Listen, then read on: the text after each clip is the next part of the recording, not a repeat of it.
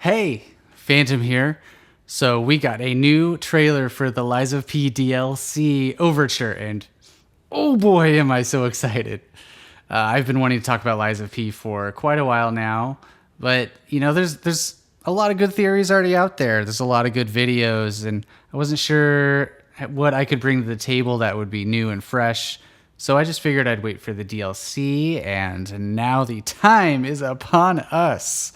So we're going to jump right into it. We're going to start with the announcement trailer, and then we'll go to the story trailer. I won't gloss over the announcement trailer, but I know a lot of people have already talked about that. So I'll share my thoughts because I haven't talked about it. And then we'll get into the heart of the discussion, the story trailer. So without further ado, let's just get right into it.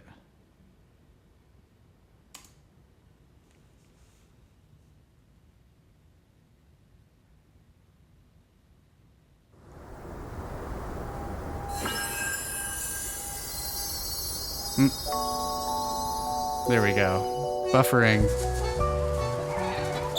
How can it be winter all of a sudden? I'm sorry. You want to know the year? So it definitely seems like we're going into the past. How far into the past? I think we'll see in this trailer and the next one that it's not that far into the past. My bet is right after the disaster at the Monad Charity House or the Rose Estate, which is the inciting incident that got Simon Manus into power as head of the Alchemists, and when Carlo died, kind of setting this whole thing in motion. What a pleasure to meet a stalker worthy of the name. It's been far, far too long. This seems very much like Hotel My Krat. forever friend, help me to hold your hand and dance. I love the little dance, and the puppets are around, so we know puppets are a thing. I was expecting. This lady, yeah, who were you expecting, lady? She is the talk of the town. Everyone is speculating who she is. Let's see. Well, she has this pale blue skin, so she's related to Ergo. She has Geppetto's puppet hand. So did Geppetto get it from her? Did they get it from the same source? My money is that he gets it from her. And she's using it to control not the nameless puppet, obviously, but this angel puppet. I saw a really interesting video of someone speculated that this puppet is symbolic of Ursula, the sea witch from The Little Mermaid. I don't know if I agree with that, but it's an interesting video. I'll link it in the description. But I definitely think she is an alchemist. She is likely the lady that Giangio is talking to in the post-credit scene. But honestly, I don't want to speculate too much more on her because I don't think she's a character that we know or have heard about. I don't think she's Carlo's mom. Or really anyone that we know about so far. So very excited to see what she's all about. Who are you? So we have a carcass monster. Someone.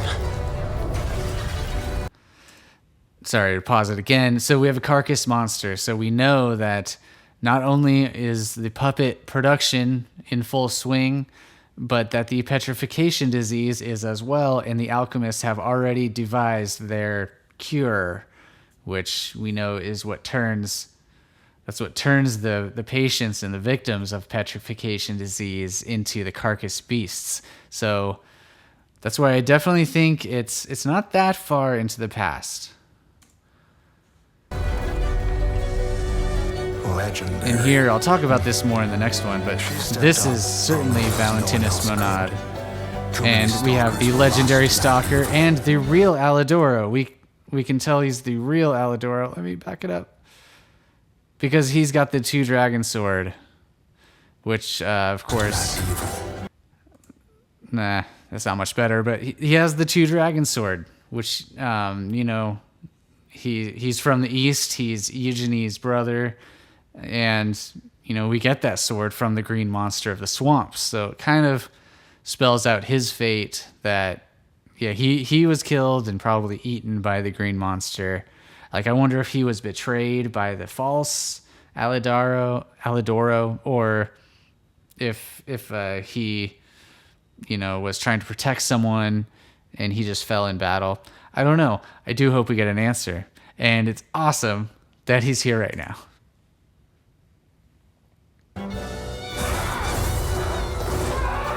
Another cool stalker.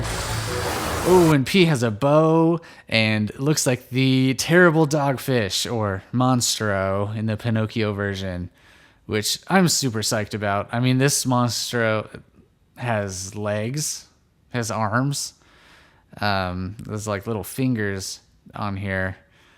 So it definitely looks like a carcass beast, which, would make sense. Like, the alchemists are the ones who built the submarines that take you to the Alchemist Isle.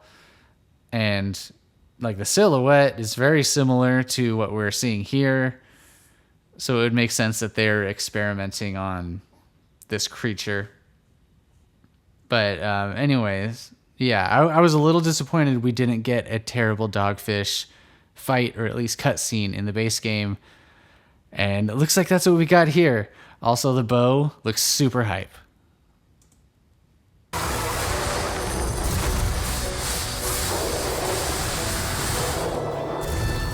So again, we got some carcass beasts and a gun sword. All that matters. Nothing else comes close, not even my life. And I swear I won't be late.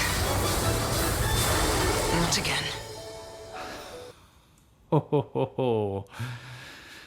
The narrator says that swears she will not be late. Not again. So, going into the next trailer, that's certainly the legendary stalker. And as we know, she did not make it to save the disaster that struck the Monad Charity House, which was also called the Rose Estate. I don't know if I said that already. The fire broke out there. That's when Simon Manus overthrew Valentinus, and it's presumed that Valentinus died. And that's also where Carlo died. He died of the petrification disease, but that's where the petrification disease spread. So she says she will not be late again. So let's just move right on in to the story trailer.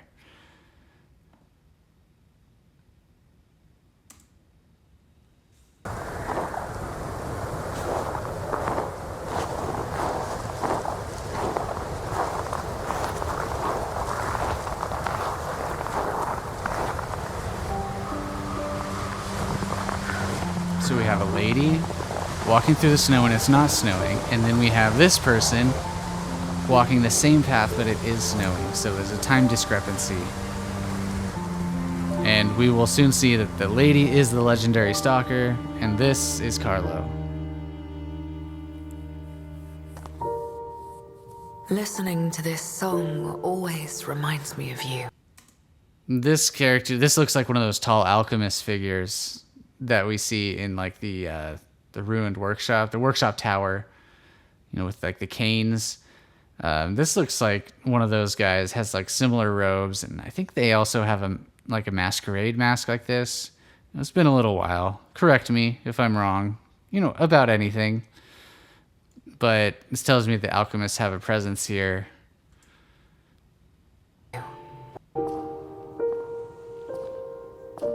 The candles lining the hall. But now you belong to the past. And this sword has like fresh blood dripping off of it. So makes me wonder if this is going to be a fight that we have to have with someone or something, or if, we're following the legendary stalker and she and we come upon the aftermath of a battle that she had.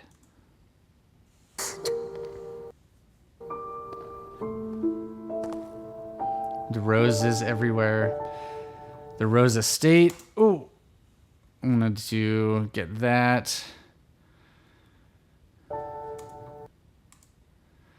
The M with the rose brooch. It's clearly a symbol of the Monad family. Again, they lived in the Rose Estate, which they turned into the Monad Charity House. And Valentinus Monad is the founder of the Alchemists, also the father of Sophia. So it's really cool to see them officially tying all of these together. Like we already talked about how one of Carlo's memories on one of his ergo memories on the Alchemist Isle depicts the legendary stalker visiting the Monad Charity House. But, she seemed very cold and aloof in those memories. At least the first one. So as we're going to see here, she definitely has a much deeper connection to that family than we originally have known about.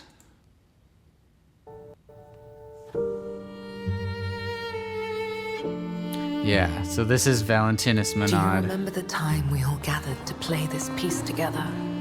This is likely his coat. She's taking the brooch from this coat. That's what I'm talking about. That, like, you can just feel it. She is grieving. She is so upset. It makes me wonder if there was some sort of romantic relationship between them. There was she was 100% a part of the family and is devastated by what happened at the Rose Estate. But I don't know, just the way she like runs up to him. I mean, we'll see. Like maybe they were having an affair. We'll see. I never got to say farewell. And P bows to him, which is very interesting.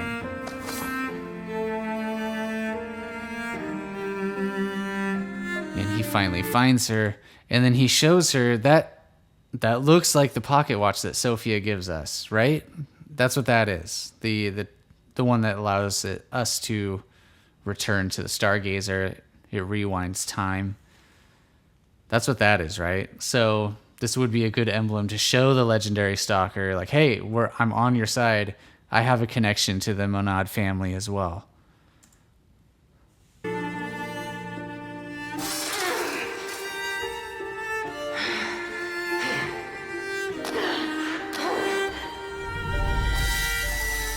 Cool battle.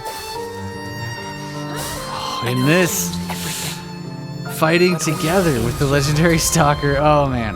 Oof. I need to calm down. This is going to be so hype. Perhaps someday, And they are if we can approaching. cross the bounds of time. I initially thought, like, well, is this part of Hotel Krat? Like, the architecture looks very similar. But no, I don't think that's what this is. I definitely think that this is the Rose Estate or the Monad Charity House. Like, we're finally going to get to see it, go inside. We'll get answers as to what actually happened on that day. And hopefully we'll get to see, what the relationship the legendary stalker had with this family that, that Carlo has now gotten to know through Sophia. But anyway, like, this shot is just gorgeous. Very, very psyched to explore this. If is that obvious? Is it too obvious? We'll meet again.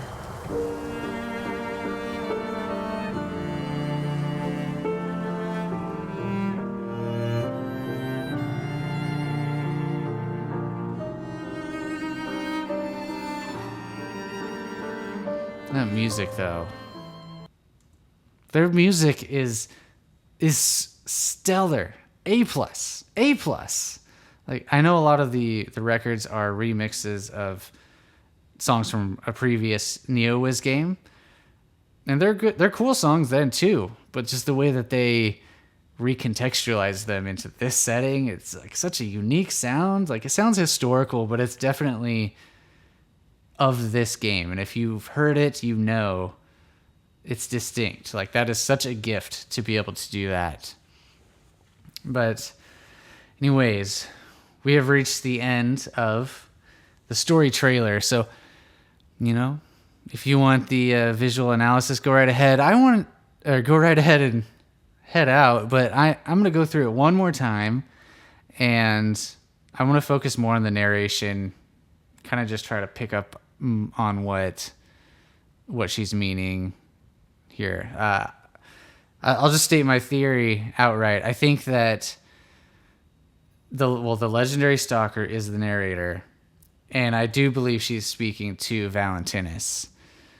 Like, there's just that emotional weight that she was showing when she came upon his body, just encased in the wax. Like, I'm going to look into that, like burial by wax, like entombment in wax. Like what?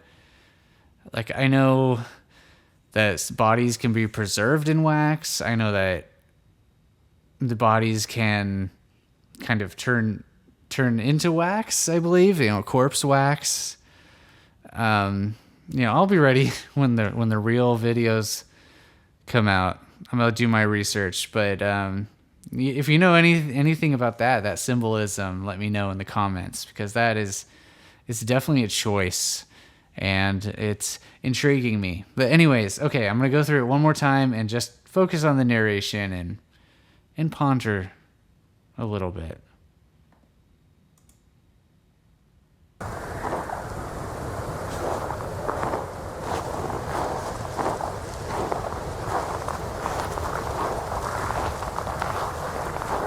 It's a cool sword.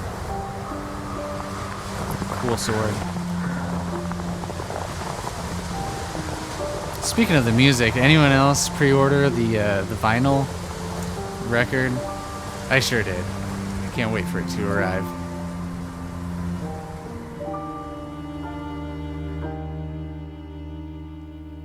So I saw someone else point out that Listening to this song always reminds me of you.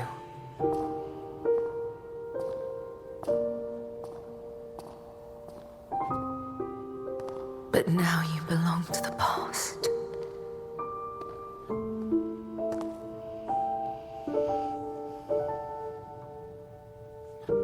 yeah, like she said, this song reminds me of you, but now you belong to the past. Like, she's not saying the song reminds me of the family, of like the memories, like of the Rose estate.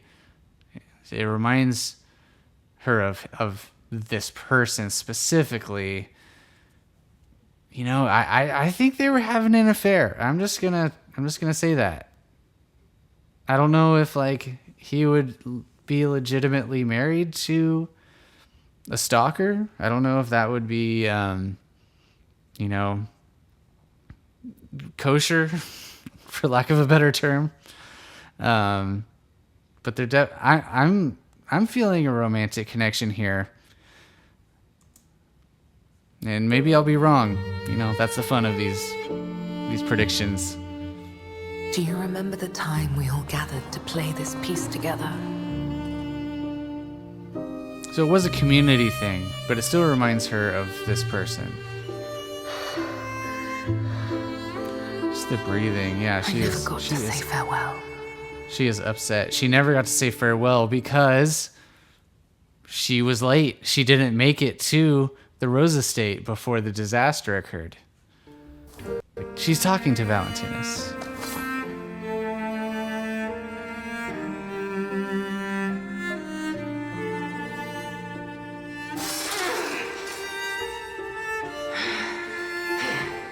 It's like, who is this guy? This person that she is fighting. Got an interesting sword. I know it changed everything, but we endured. It changed everything, but we endured. What changed everything? And why did you have to endure? Someday, if we can cross the bounds of time, we'll meet again. It changed everything, but we endured. Is she talking about the petrification disease? Because they didn't exactly endure that. Is she talking about the rise of the puppets? I mean, that's never been seen. Like, I thought that was a great thing. The puppet, everyone loved the puppets. Most everyone, until the puppet frenzy, of course. But that's like very recent in the timeline, you know, comparatively at least. So, I don't know. Maybe it's just something else entirely that we've never heard of. Let me know your theories in the comments, or if I just missed something, you know? Maybe the answer is there. It's been a little bit since I've played Lies of P, so I might be a little rusty. Like, sorry. I think I said that there was a fire at the Rose Estate. I'm not sure about that. I'll have to double check. But, you know, this is a very last minute video. I just want to get my thoughts out there. I'm working on other stuff. So that's basically the end of this analysis.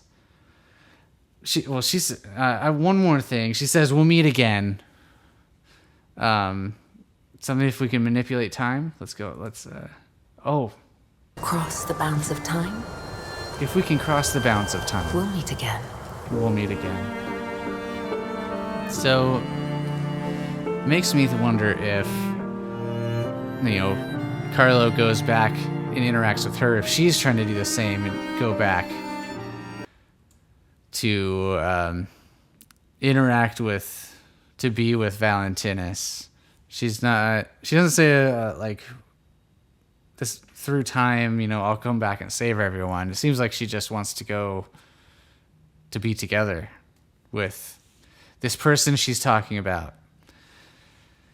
Who, yeah, I think it's pretty clear who I think that is. But that is the end of this video. So thank you very much for watching. Yeah, like and subscribe if you want to see more Lies of P content. That'll definitely be coming. I've got lots of other videos on the channel about different games. So hopefully I will see you around in the next one. Take care.